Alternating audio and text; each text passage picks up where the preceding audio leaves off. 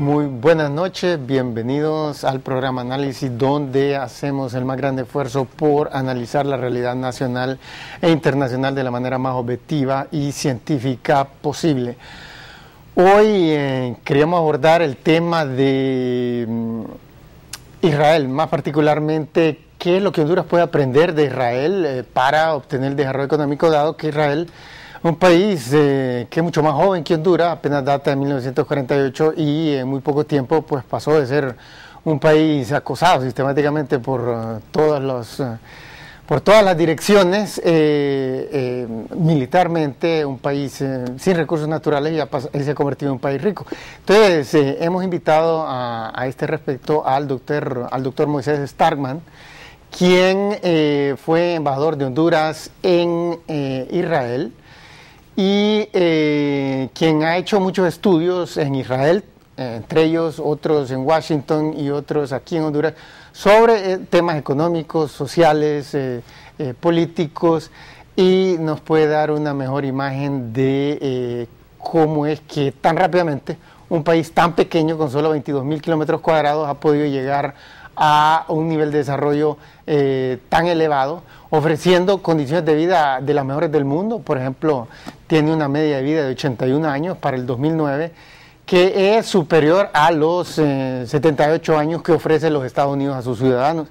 Tiene una mortalidad infantil de 4 por cada 1.000 nacidos vivos, que es mejor a la de los Estados Unidos, que es de 5.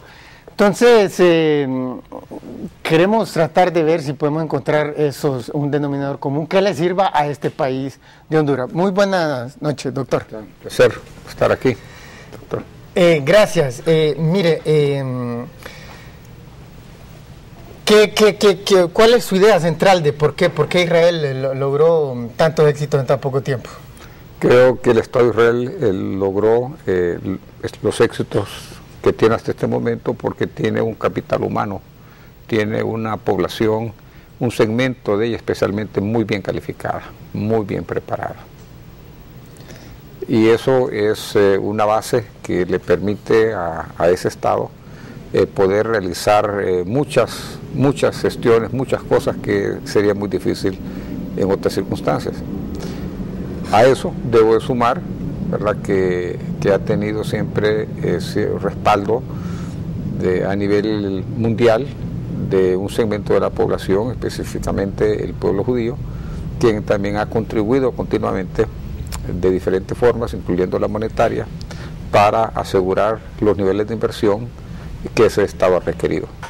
Pero fue el fundamento de lo que se ha logrado, fue el traslado de un segmento poblacional importante, especialmente de Europa Occidental, y, bueno, aunque aquí también hay que incluir mucho Europa Oriental y Rusia, que en un momento se desplazaron después del Holocausto, del intento del exterminio de los judíos por parte de los nazismos en Europa, se movilizaron a ese lugar, a Palestina entonces, a donde había estado antes el Estado de Israel del tiempo de la Biblia, para sentarse en él y vivir en él, y vino gente con mucha capacidad profesional.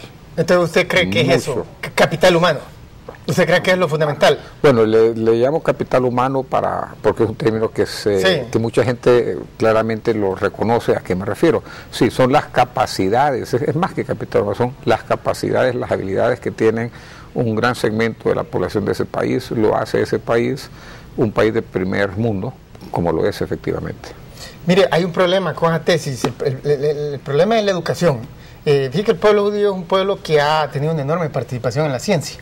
Y la ciencia exige correlaciones, exige que para sostener una tesis tenemos que respaldar con los datos, tienen que moverse en paralelo, tienen que coincidir, y tenemos que hay demasiados países que han obtenido tasas de crecimiento espectaculares, incluso mejores que las de Israel, pese a que tenían un nivel educacional pésimo. Qué sé yo, pues, hay tantos, podemos hablar de, por ejemplo, Botswana en la década de los 70, creció a 15% anual y tenía el peor nivel educacional del mundo entero, ¿me entiende? Y no recibió dinero de nadie, era la colonia más olvidada de los británicos, obtuvieron la independencia en el 67, Es decir, un desastre, aún así crecieron 15% anual, Israel creció a 11% en los 50, claro, que fue su mejor década.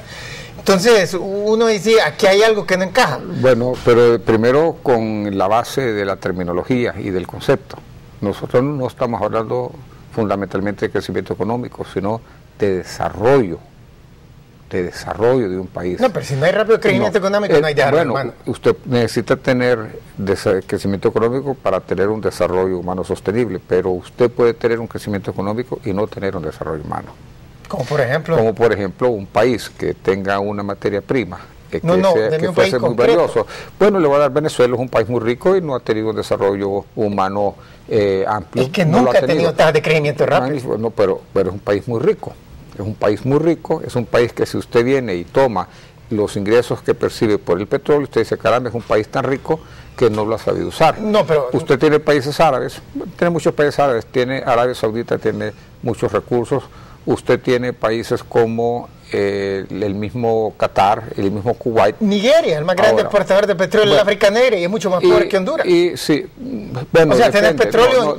Pero depende cómo usted mide. Pero miramos que Nigeria jamás ha tenido tasas de crecimiento rápido. Si usted mide pobreza a través de los métodos tradicionales, en donde le dicen cuál es el Producto Interno Bruto y lo dividimos entre la población y ahí vamos a sacar que eso ha sido la forma tradicional, lógico, entonces un país como eso la gente debería tener mucho más ingresos que el que tiene.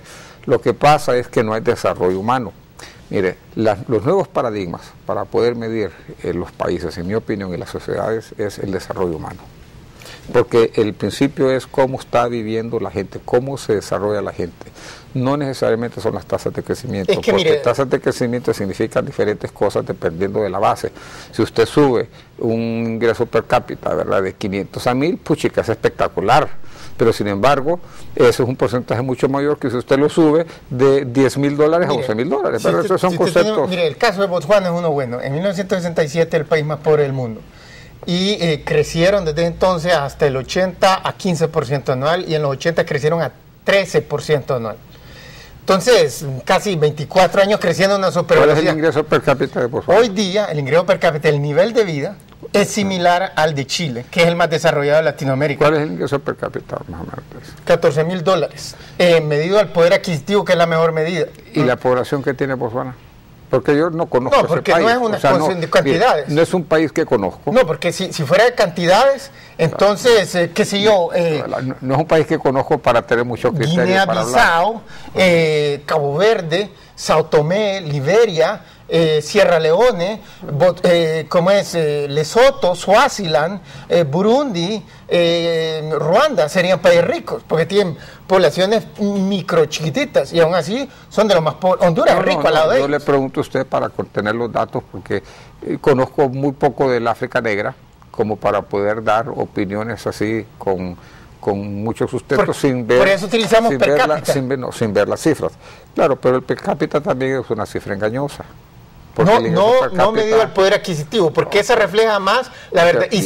El poder adquisitivo también lo que refleja tiene que ver con la paridad de su moneda y la verdadera capacidad de compra. Pero yo creo que no tenemos discrepancia, ¿verdad?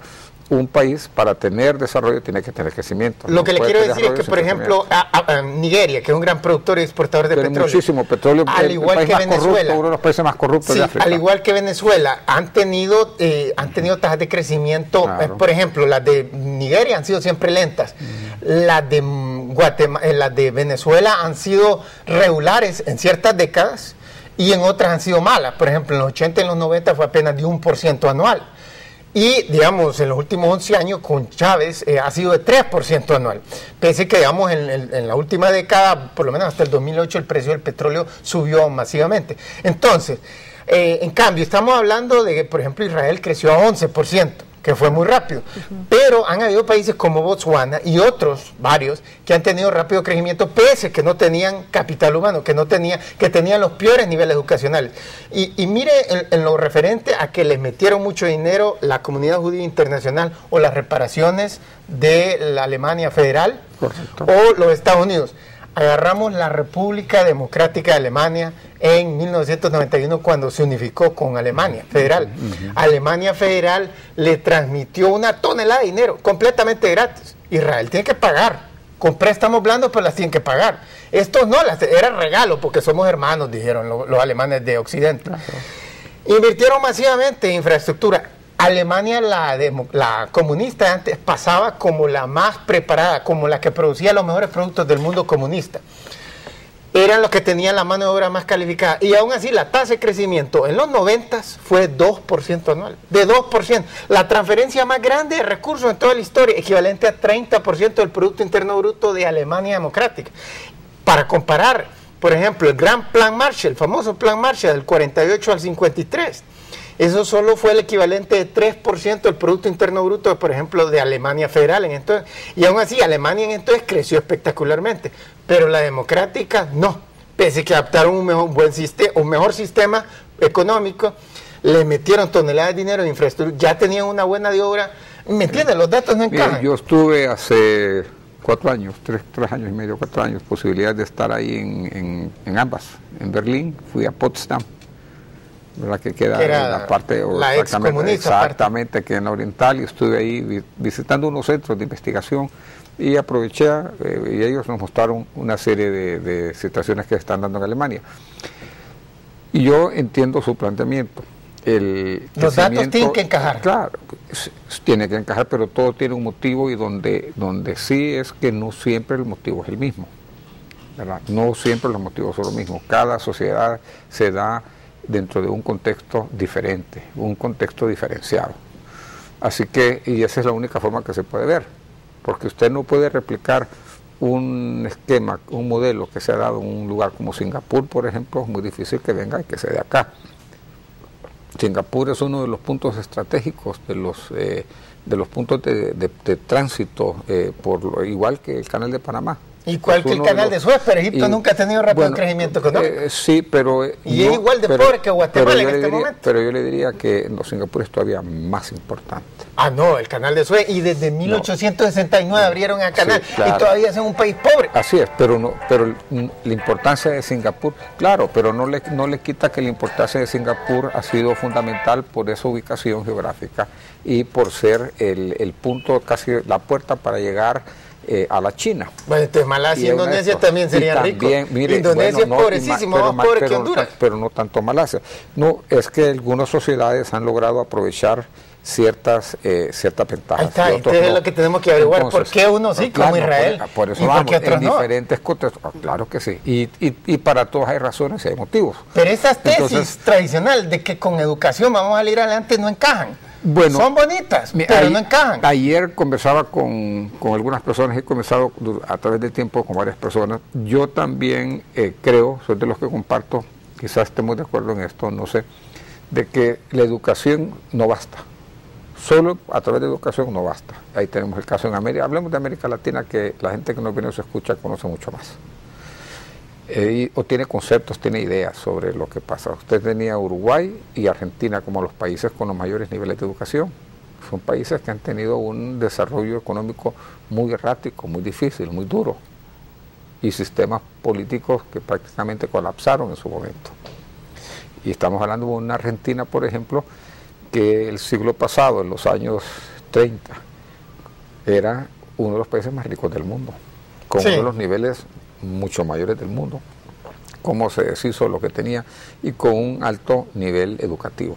Y otros países, que por ejemplo Corea del Sur empezó con un nivel educativo formal más bajo y lo desarrollaron, ¿verdad? Tenían una cultura, es diferente una educación. O sea, Argentina y Uruguay a final del siglo XIX y comienzo del XX tuvieron sus mejores tasas de crecimiento en toda su historia, cuando el nivel educacional era muchísimo más bajo que el de hoy. Bueno, porque, ¿ves cómo nuevamente no correlaciona con la tesis de educación? Sí, pero... Ya sea, porque usted dice, que otra cultura no aplica. Bueno, agarremos la cultura latinoamericana, claro, tampoco aplica. Porque yo le aceptaría en que no es cierto que solo porque tiene el nivel de educación es que usted el país ya lo va a desarrollar. No es cierto. No, eso no, uno no lo lleva necesariamente al otro. Lo que yo